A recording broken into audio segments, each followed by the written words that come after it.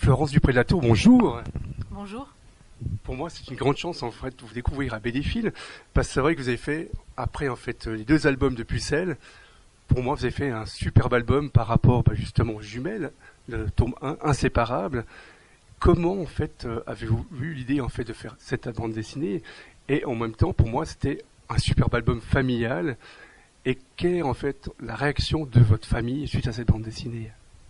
Alors pour vous répondre, moi j'ai eu besoin de le faire. Je me pose pas la question de savoir ce que je vais faire. Je travaille à l'impulsivité, au besoin. Donc voilà, c'est des livres qui s'imposent à moi. Et certains de mes livres sont, puisque je travaille dans le registre autobiographique, en mettant en scène ma famille, mes proches. Certains de mes albums sont bien reçus par ma famille. C'est le cas de Jumelles. D'autres de manière un peu plus délicate. Voilà, parce que je ne représente pas forcément ma famille de manière toujours positive, même si je le fais avec humour. Et en même temps, c'était un peu le retour en fait aux sources, parce que justement, avec vos albums précédents, en fait là, c'était un peu le retour à l'enfance.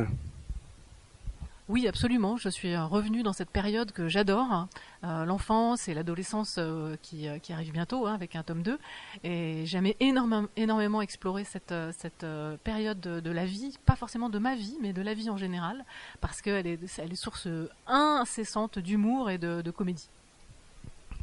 Et comment en fait Bénédicte, en fait, qui est votre sœur, comment est-ce qu'elle a découvert cette bande dessinée? Parce que c'est génial, parce que bien sûr un couple de jumelles, il y a de l'amour, il y a en fait la vie, parce qu'on se rend pas compte. Ça veut dire que ceux qui vivent en fait, soit enfants seuls ou soit avec des frères et sœurs, je trouve que c'est magique de partager en fait cette bande dessinée avec nous, parce qu'en fait, on découvre tout aussi bien depuis la naissance, jusqu'à l'école. Alors, je vais vous étonner, mais ma sœur jumelle n'a pas voulu lire cette bande dessinée, sans doute parce que elle doit être dans une situation un petit peu particulière. Elle n'a pas envie de se voir représentée par un petit bonhomme, ce que je comprends tout à fait, qui est réducteur par rapport à l'immensité de ce qu'on peut être, nous, les êtres humains. On n'a pas envie de se voir réduit.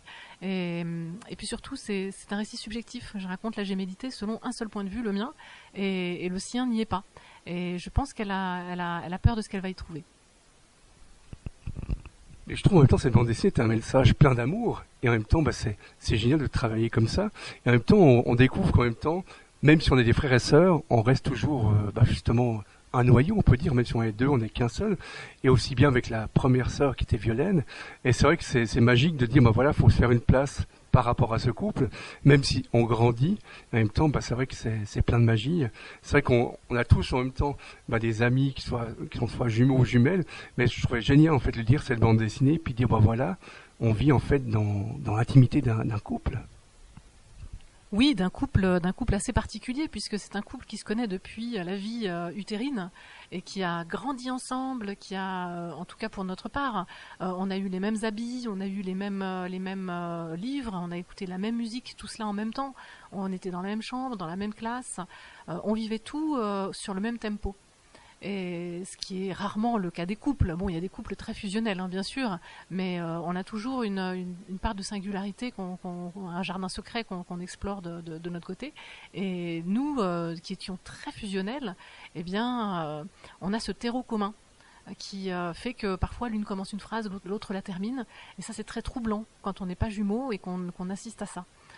Et il est vrai que pour les autres frères et sœurs, ça a été sans doute un petit peu difficile à vivre, parce qu'il y avait ce noyau impénétrable des sœurs jumelles qui attirait toute la lumière. Et votre dessin, ce qui est génial dans votre dessin, c'est qu'en même temps c'est dynamique. On est presque proche du dessin de presse.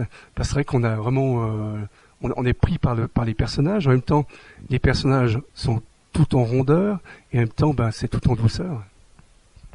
Oui, moi j'ai un dessin que je qualifierais de vivant, c'est-à-dire qu'il bouge tout le temps, il est jamais figé, il est tout le temps en train de chercher des nouvelles pistes. Et mes personnages se ressemblent jamais d'une case à l'autre.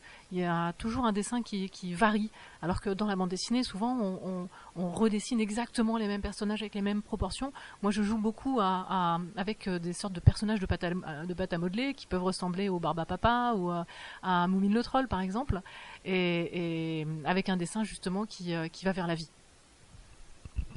Et dernière question, vu que c'est marqué tome 1 sur le volume, est-ce qu'il y aura un deuxième tome? Est-ce qu'on pourra en fait les voir grandir et les voir en fait s'amuser avec nous? C'est vrai que c'est toujours un plaisir de lire cette bande dessinée. Et on a l'impression en fait un peu de faire partie de la famille.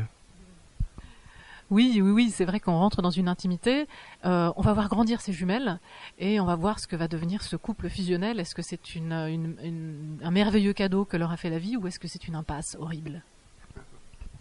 Je vous remercie beaucoup d'avoir passé un moment avec nous. Je vous remercie également.